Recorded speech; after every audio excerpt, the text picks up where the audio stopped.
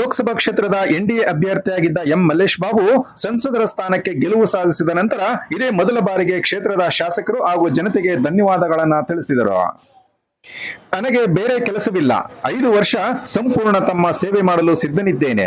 ಮೋದಿಜಿಯವರ ಆಶಯದಂತೆ ಬಡತನ ನಿರ್ಮೂಲನೆ ಮಾಡುವ ನಿಟ್ಟಿನಲ್ಲಿ ಕೆಲಸ ಮಾಡಲು ನನಗೆ ಅವಕಾಶ ನೀಡಿದ್ದೀರಿ. ಅದನ್ನ ಉಳಿಸಿಕೊಳ್ಳುತ್ತೇನೆ.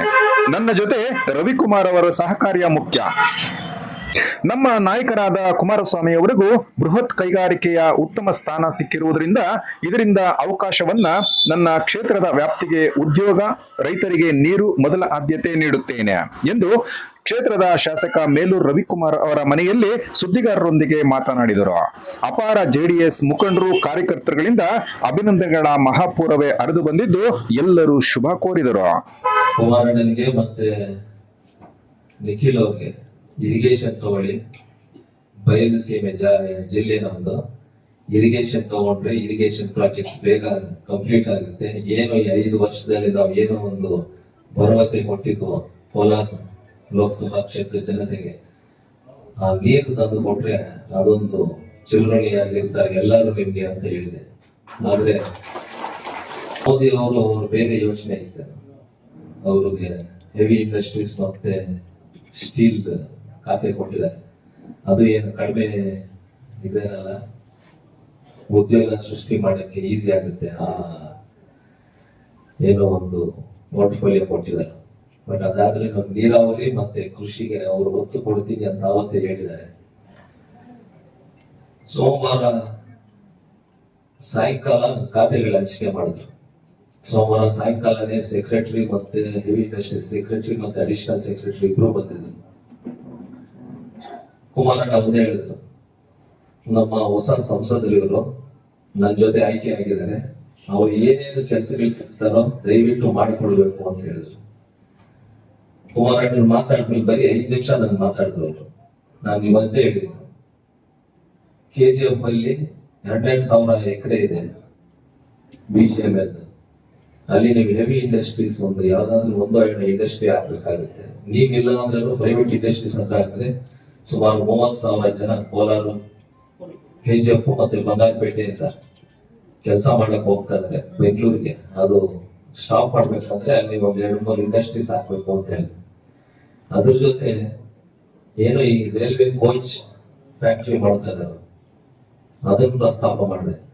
ಅವ್ರು ಇದ್ಕೊಂಡು ಅದು ರೈಲ್ವೆ ಡಿಪಾರ್ಟ್ಮೆಂಟ್ ರೈಲ್ವೆ ಮಿನಿಸ್ಟ್ರಿಗೆ ಬರುತ್ತೆ. ಅಂದ್ರೆ ರೈಲ್ವೆ ಮಿನಿಸ್ಟ್ರಿಗೆ ಬಂದ್ರೇನು ನಿಮ್ಮ ಸಹಕಾರ ಬೇಕಾಗುತ್ತೆ. ಯಾಕಂದ್ರೆ ಅದು 2018 ಮಾಡಿದ್ದು. ಅದಾದ್ಮೇಲೆ ಏನೇನಾಗಿದೆ ಅಂತ ನಮಗೂ ಗೊತ್ತಿಲ್ಲ. ನಾವು ಇನ್ನು ಅಫಿಷಿಯಲ್ ಆಗಿ ನಾವೇನು ಚಾರ್ಜ್ ತಗೊಂಡಿಲ್ಲ ಅಂದಾಗ ಅಲ್ಲಿ ಏನು ಸುಮಾರು 315 ಎಕರೆ ಮಾರ್ಕ್ ಮಾಡಿದಾರೋ, ಅಕಸ್ಮಾತ್ ಅದು ರೈಲ್ವೆ ಇಂಡಸ್ಟ್ರಿ ಆಗಲಿಲ್ಲ ಅಂದ್ರೆ ಬೇರೆ ಯಾರು ಆಗ್ಬೇಕು ಅಂತ ಕೇಳಿದಾಗ ಅದಕ್ಕೂ ಒಪ್ಪಿಗೆ ಕೊಟ್ರು. ನೀರಾವರಿ ಯೋಜನೆಗಳಿಗೆ ಬಂದಾಗ ಅದು ರವಿಯನ್ನ ಸ್ವಲ್ಪ ಜಾಸ್ತಿ ಒತ್ತು ಕೊಡ್ಬೇಕಾಗುತ್ತೆ.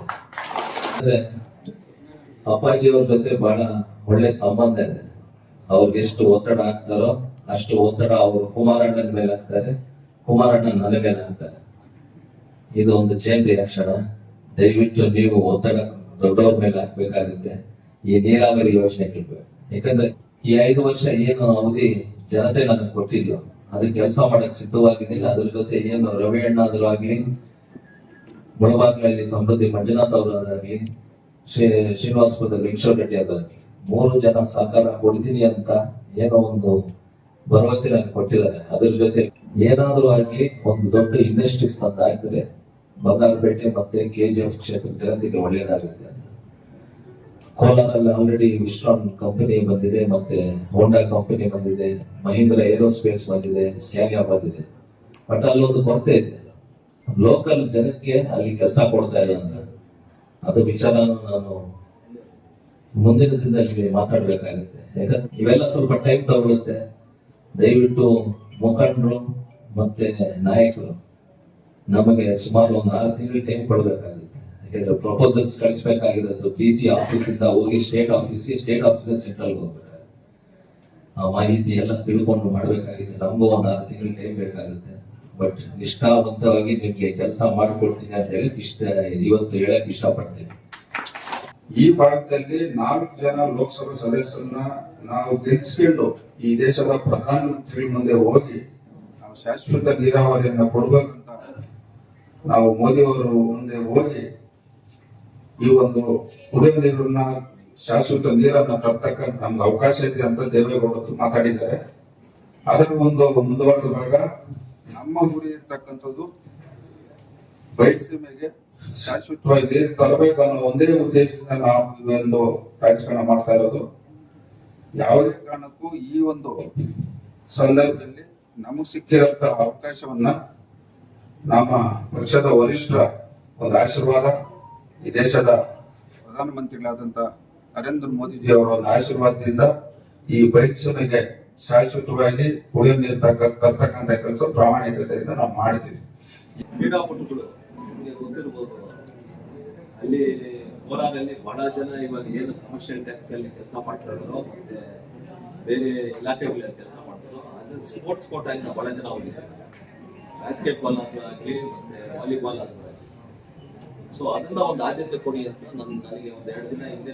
ಈಗ ನೀವು ಏನು ಉದ್ಯೋಗ ಸೃಷ್ಟಿ ಅಂತ ಹೇಳ್ತಾ ಇದ್ದೀರಾ, ಎಲ್ಲ KGF ಮತ್ತೆ ಬಂಗಾರಪೇಟೆಗೆ ಸೀಮಿತ ಮಾಡ್ತಾ ಇದ್ದೀರಾ. ಶಿಡ್ಲಘಟ್ಟ ಇದರಲ್ಲೂ ಸುಮಾರು 20,000ಕ್ಕೂ ಅಧಿಕ ಹೆಚ್ಚಿನ ವಿದ್ಯಾಭ್ಯಾಸ ಮಾಡಿರೋರು ಉದ್ಯೋಗ ಅರಸಿ ಬೇರೆ ಕಡೆ ಹೋಗ್ತಾ ಇದ್ದಾರೆ. ಇಲ್ಲಿ ಸಿಲ್ಕ್ ಬಿಟ್ರೆ ಬೇರೆ ಏನು ಉದ್ಯೋಗ ಇಲ್ಲ. ಇಲ್ಲಿ ಏನಾದರೂ ಒಂದು ಆದ್ಯತೆ ಕೊಡಬೇಕು ಅಂತ. ಏನಕ್ಕೆ ಬಂಗಾರಪೇಟೆ KGF ಅಂದ್ರೆ ಬಂಗಾರಪೇಟೆ ಕ್ಷೇತ್ರದ ಎಲೆಕ್ಷನ್ ಇರ್ತದೆ, ಅಲ್ಲಿಂದ ಯುವಕರು ಅಲ್ಲಿ ಹೋಗ್ತಾ ಇರೋದನ್ನ ನೋಡಿದೆ. ಅದಕ್ಕೆ ಫಸ್ಟ್ ನಾನು ಪ್ರಿಫರೆನ್ಸ್ ಕೊಟ್ಟಿದ್ದೆ.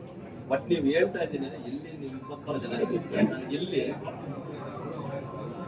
ಗೌರ್ಮೆಂಟ್ ಜಾಗ ಏನಿದೆಯೋ ನಮಗೆ ತೋರಿಸಿದ್ರೆ ಅಲ್ಲಿ ಯಾವ ಇಂಡಸ್ಟ್ರಿ ಹಾಕಿದ್ರೆ ಇಲ್ಲಿ ಸ್ಥಳೀಯವಾಗಿ ಏನು ಇಂಡಸ್ಟ್ರಿ ಆಗುತ್ತೆ ಅಂತ. ಯಾಕಂದ್ರೆ ಇಂಡಸ್ಟ್ರಿ ಸ್ವಲ್ಪ ಬಂದು ಇಲ್ಲಿ ನೋಡ್ಬೇಕಾಗುತ್ತೆ ಯಾವ ಇಂಡಸ್ಟ್ರಿ ಹಾಕ್ಬೇಕು ಅಂತ, ಇಲ್ಲಿ ಏನು ಇಂಡಸ್ಟ್ರೀಸ್ ಹಾಕ್ಬೇಕು ಅಂತ ನಾನು ಸ್ಥಳೀಯವಾಗಿ ನೀವು ನಮ್ಗೆ ಹೇಳ್ಬೇಕಾಗಿದೆ. ಅದಕ್ಕೆ ನಿಮ್ಗೆ ಹೇಳಿದ್ದೆ, ದಯವಿಟ್ಟು ನೀವು ಸಹಾಯಕ್ಕೂ ನಮ್ಗೆ ಬೇಕು. ಇಲ್ಲಿ ಇವಾಗ ಸಿಲ್ಕ್ ಒಂದಿದೆ ಅಂತ, ಸಿಲ್ಕ್ ಇಂದ ಏನು ಇಂಡಸ್ಟ್ರಿ ಆಗ್ಬೇಕಾಗತ್ತ ಅಂತ ಒಂದು ನೋಡ್ಬೇಕಾಗುತ್ತೆ. ನೀವು ಇಂಥ ಒಂದು ಪ್ರಪೋಸಲ್ ಇದೆ ನೋಡಿ ಅಂದಾಗ ನನಗೆ 5 ವರ್ಷ ನನಗೇನು ಕೆಲಸ ಇಲ್ಲ, ನಾನು ಬರೀ ಈ ಕೆಲಸನೇ ಇಂಡಸ್ಟ್ರೀಸ್ ತಂದು ಹಾಕ್ಬೇಕು, ಇಲ್ಲ ನೀರಾವರಿ ತಂದು ಹೋಗ್ಬೇಕು, ಜನಕ್ಕೆ ಕೆಲಸ ಮಾಡಬೇಕು. ಇದು ಬಿಟ್ಟು ನನಗೆ ನಿಜವಾಗ್ಲೂ ಬೇರೆ ಏನು ನಮ್ದೇನೇ ಶುರುವಾಗಿದೆ. ಇಲ್ಲಿ ನಾವು ಮುಖಾಂತರ ಇಲ್ಲದ್ರೆ ನಿಮ್ಮ ಮುಖಾಂತರ ನೀವು ಯಾರು ನನಗೆ ಅಡ್ವೈಸ್ ಕೊಡ್ತಾರೆ ಇಂಥ ಒಂದು ಇಂಡಸ್ಟ್ರಿ ಆಗ್ತದೆ. ಯಾಕಂದ್ರೆ ನಾವು ಇವಾಗ ಡೆಲ್ಲಿಯಲ್ಲಿದ್ದಾಗ ಎಷ್ಟೋ ಜನ ಇಂಡಸ್ಟ್ರೀಸ್ ಅವ್ರು ಮತ್ತು ನಿಮ್ಮನ್ನ ಮೀಟ್ ಮಾಡೇ ಮಾಡ್ತಾರೆ.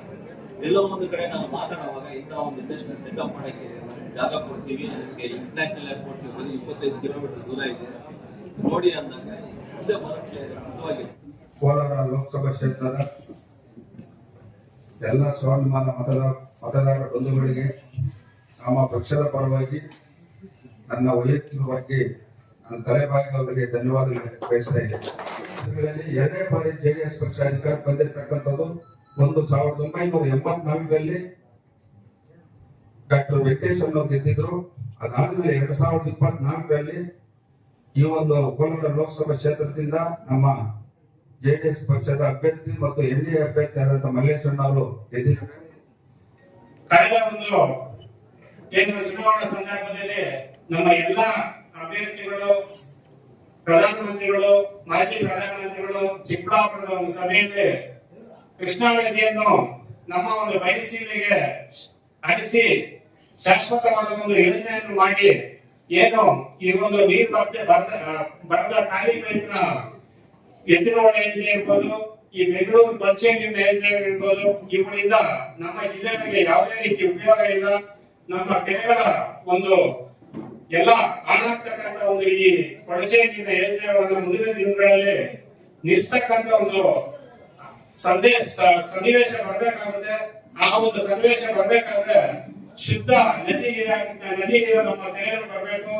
ಇಂಥ ಒಂದು ಯೋಜನೆ ಆಗ್ಬೇಕಾದ್ರೆ ಕೇವಲ ರಾಜ್ಯ ಸರ್ಕಾರ ಈಗ ಮಾಡ್ತಕ್ಕಂಥ ಗ್ಯಾರಂಟಿಗಳಿಂದ ನಾವು ಯಾವುದೇ ರೀತಿ ಅನುದಾನ ಕೊಡುವ ಪರಿಸ್ಥಿತಿ ಇಲ್ಲ ಅಂತ ನಾನು ಭಾವಿಸ್ತಾ, ಕೇಂದ್ರ ಸರ್ಕಾರದಿಂದ ಅತಿ ಹೆಚ್ಚಿನ ಅನುದಾನ ತಂದು ನಮ್ಮ ಜಿಲ್ಲೆಗಳಿಗೆ ನೀರು ಹರಿಸ್ತಕ್ಕಂಥ ಒಂದು ಯೋಜನೆ ಮಾಡಬೇಕಾಗುತ್ತೆ. ಅದನ್ನ ಈಗಾಗಲೇ ನಮ್ಮ ಸಂಸದರಾಗಲಿ, ಚಿಕ್ಕಬಳ್ಳಾಪುರ ಸಂಸದರು, ನಮ್ಮ ಕುಮಾರಣ್ಣ ಈಗೇನು ಕ್ಯಾಬಿನೆಟ್ ಮಂತ್ರಿ ಆಗಿರ್ತಾರೆ, ಅವರು ಕೂಡ ಒಂದು ಮಾತನ್ನು ಕೊಟ್ಟಿರ್ತಾರೆ. ಮುಂದಿನ ದಿನಗಳಲ್ಲಿ ನಾವೆಲ್ಲ ಮಲ್ಲೇಶನಿಗೆ ಒಂದು ಸಪೋರ್ಟ್ ಆಗಿರ್ತೇವೆ. ಅವರು ಇತರ ಸಂಸದರು ಕೂಡ ನಾವು ಬೆಂಬಲವಾಗಿರ್ತೇವೆ. ಅವರು ದೆಹಲಿಯಲ್ಲಿ ಈ ಒಂದು ವಿಚಾರವಾಗಿ ಹೆಚ್ಚಿನ ಶ್ರಮ ಹಾಕಿ ಒಂದು ಉತ್ತಮವಾದಂತಹ ಯೋಜನೆಯನ್ನ ತರಬೇಕಾಗಿ ಈ ದೇಶದಲ್ಲಿ ಬಡತನ ನಿರ್ಮೂಲನೆ ಮಾಡಬೇಕಂತ ಒಂದು ನರೇಂದ್ರ ಮೋದಿಜಿ ಅವರು ಇವತ್ತು ಸಂಕಲ್ಪ ಏನಿದೆ, ಇವತ್ತು ಅದರ ತಕ್ಕಟ್ಟಾಗಿ ಕೇಂದ್ರದಲ್ಲಿ ಇವತ್ತು NDA ಮೈತ್ರಿಕೂಟದಲ್ಲಿ ಇವತ್ತು ಎಲ್ಲರೂ ಈ ದೇಶದ ಬಗ್ಗೆ ರಾಜ್ಯದ ಬಗ್ಗೆ ಹೆಚ್ಚಿನ ಕಾಳಜಿ ವಹಿಸಿ ಕೆಲಸ ಮಾಡ್ತಾ ಇದ್ದಾರೆ.